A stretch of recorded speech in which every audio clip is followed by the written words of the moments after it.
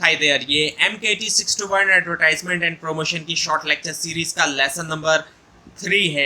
इसके अंदर सबसे पहले एक क्वेश्चन है आपके सामने कि हम क्या एकम्प्लिश कर सकते हैं एडवर्टाइजिंग के जरिए। तो बहुत सी चीज़ें हम एकम्प्लिश कर सकते हैं, जैसे कि हम क्रिएट कर सकते हैं ब्रांड अवेयरनेस, हम इन्फ्लुएंस कर सकते हैं कस्टमर प्रेफरेंस को, जनरेट कर सकते हैं लीड्स एंड सेल्स को, एनहांस कर सकते हैं कंपनी इमेज को, एजुकेट कर सकते हैं कस्टमर्स को प्रोडक्ट या सर्विस के बारे में।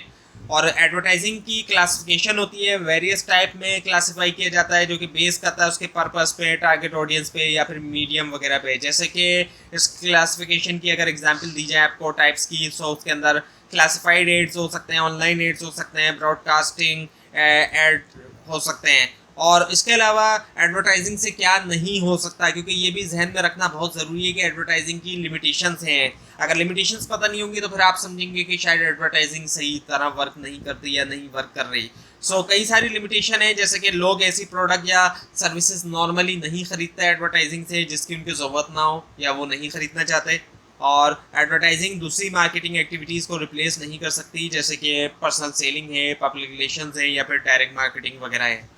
मीडिया जो है एडवर्टाइजिंग के लिए दो बेसिक मीडिया होते हैं, जैसे कि प्रिंट मीडिया है और इलेक्ट्रॉनिक मीडिया होती है। और जो सिलेक्शन होती है मीडिया की एडवर्टाइजिंग के लिए डिपेंड करता है टारगेट ऑडियंस के ऊपर भी, और जो गोल्स होते हैं एडवर्टाइजिंग कैंपेन के। मीडिया डिफरेंट मीडिया ऑप्शंस हैं जो कि आपको बताए जा चुके हैं, और जो चॉइस होती है मीडिया की वो डिपेंड करती है फैक्टर्स के ऊपर।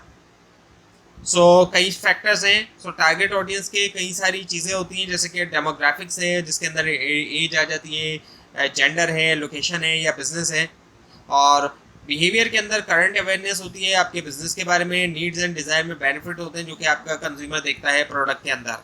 उसके बाद जो है क्लासिफिकेशन और एडवर्टाइजमेंट में अब क्वेश्चन है कि क्या व्हाट शुड माय एडवर्टाइजिंग से, क्या कहती है मेरी एडवर्टाइजिंग, और मैसेज जो है वो स्पीक करना चाहिए आपकी ऑडियंस को। और उसके बाद ये कि कहाँ मुझे अपनी एडवर्टाइजमेंट को प्लेस करना चाहिए, इनके सिलेक्शन जो होती है मीडिया की एडवर्टाइजमेंट को प्लेस करने के लिए। एडवर्टाइजिंग से पहले हमें डिटरमाइन करना होता है पर्पस। दो क्लासिफिकेशन है, प्रोडक्ट और नॉन प्रोडक्ट। टारगेट ऑडियंस अगर कंज्यूमर है फिर जोग्राफिक एरिया इंटरनेशनल है, और मीडिया जो यूज़ होता है वो है प्रिंट या इलेक्ट्रॉनिक, और इसका जो पर्पस है वो प्रोडक्ट या नॉन प्रोडक्ट है। बिजनेस है अगर टारगेट ऑडियंस तो जोग्राफिकल एरिया जो है इसका नेशनल है, मीडिया जो यूज़ होता है वो वेरियस है, पर्पस इसका कमर्शियल नॉन कमर्शियल है। और टारगेट ऑडियंस इंडस्ट्रियल है, जोग्राफिक एरिया इसका रीजनल है, मीडिया यूज़ जो है मैगजीन है, पर्पस जो है वो प्राइमरी या सेकेंडरी डिमांड है। और टारगेट ऑडियंस ट्रेड है, जोग्राफिक एरिया लोकल है, मीडिया यूज जो वेरियस है, पर्पस इसका प्राइमरी या सेकेंडरी डिमांड है। और प्रोफेशनल है टारगेट ऑडियंस तो रेडियो है, इसका मीडिया यूज और पर्पस जो है डायरेक्ट है। और एग्रीकल्चर है अगर ऑडियंस तो टीवी वगैरह है इसका मीडिया यूज। फंक्शंस जो है एडवर्टाइजिंग के डिपेंड करते हैं 6 एडवर्टाइजिंग ऑब्जेक्टिव्स के ऊपर। पहला इसका ऑब्जेक्टिव है कि प्रोडक्ट को डिस्टिंग करना दूसरों से। जब ऐड दिखाया जाता है तो उसके अंदर ये बताया जाता है कि ये प्रोडक्ट जो है वो दूसरी से अलग है। और इन्फॉर्मेशन को कम्युनिकेट किया जाता है एडवर्टाइजिंग के ज़रिए, और पुश किया जाता है कस्टमर्स को कि वो प्रोडक्ट को बाय करें, एक्सपेंड किया जाता है डिस्ट्रीब्यूशन को, और एनकरेज किया जाता है ब्रांड की प्रेफरेंस को, और रिड्यूस किया जाता है सेल्स कॉस्ट को, उसके अंदर कमी लाई जाती है। अब आपके सामने एलिमेंट्स जो है एडवर्टाइजिंग पिरामिड्स के वो सामने मौजूद हैं। अब आइडिया फार्मूला आपने पढ़ा होगा, attention, interest, desire and action, ये वही है। उसके अंदर एस का इजाफा किया है, आइडियाज़ हो गया ये एक तरह से, AIDAS, यानी कि attention, interest, desire, action and dissatisfaction.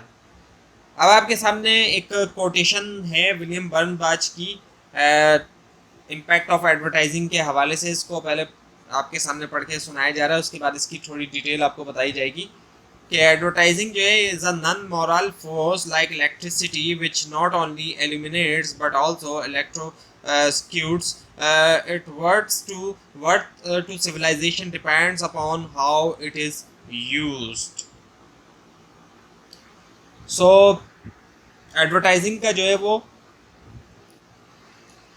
Positive और नेगेटिव दोनों इफेक्ट होता है एडवर्टाइजिंग का, डिपेंड करता है कैसे उसको यूज़ किया जाता है। जैसे कि इलेक्ट्रिसिटी है जिसके ज़रिए रोशनी भी आती है घरों के अंदर, लेकिन दूसरी तरफ इलेक्ट्रिसिटी नुकसानदेह भी हो सकती है अगर उसको मिसयूज़ किया जाए। एडवर्टाइजिंग जो है वो पावरफुल टूल होता है प्रोमोट करने के लिए प्रोडक्ट और सर्विस को या आइडियाज़ को, लेकिन दूसरी तरफ ये मिसलीडिंग या मैनिपुलेटिंग या हार्मफुल भी हो सकता है। अगर इसको एथिकली तौर पे इस्तेमाल ना भी किया जाएगा तो जाहिर बात है ये एक हार्मफुल टूल होगा। सो इम्पॉर्टेंट होता है एडवर्टाइज़र के लिए कि वो यूज़ करें पावर को रिस्पॉन्सिबली तौर पे और एथिकली तौर पे, ताकि इंश्योर करें कि जो इम्पैक्ट है एडवर्टाइजिंग का सोसाइटी के ऊपर वो पॉजिटिव भी हो और कंस्ट्रक्टिव भी हो। सो अब आपके सामने इमीडिएट बेनिफिट्स हैं एडवर्टाइजिंग के बारे में। सो जो पहला है वो है कि एडवर्टाइजिंग जो है वो न्यूमेरियस मटेरियल और ह्यूमन रिसोर्स जो है वो डिवोट किया जाता है एडवर्टाइजिंग को। यानी कि एडवर्टाइजिंग के अंदर कई सारे जो है लोग जो है वो शामिल होते हैं, कई सारे लोग जो है वो शामिल होते हैं और बहुत सा जो मटेरियल है वो इस्तेमाल किया जाता है। जब कई सारे लोग इसमें शामिल होंगे तो उनको भी एम्प्लॉयमेंट वगैरह मिल जाती है। और एडवर्टाइजिंग जो है वो प्रैक्टिकली एवरीवेयर है, हर जगह आप देखेंगे तो आपको एडवर्टाइजिंग जो है वो दिखाई देगी।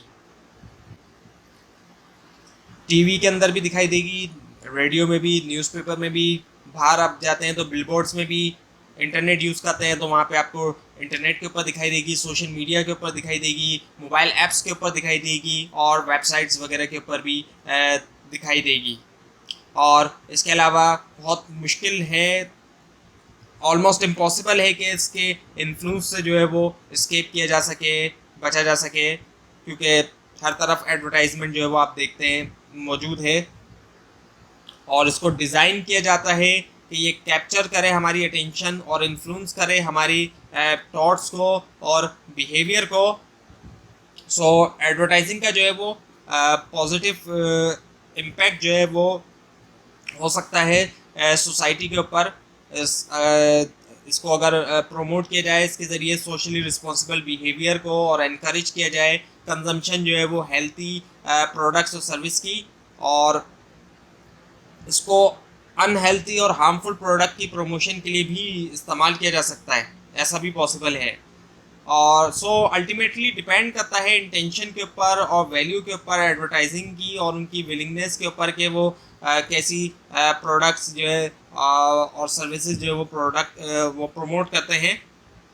सो इम्पोर्टेंट है एडवर्टाइज़र के लिए कि वो रिकग्नाइज करें अपने इन्फ्लुएंस को और यूज़ करें रिस्पॉन्सिबली, तो रिस्पॉन्सिबली यूज़ करें सोसाइटी की बेटरमेंट के लिए।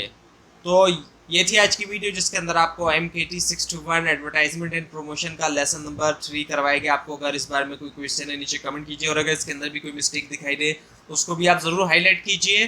Thanks for watching this video and best of luck.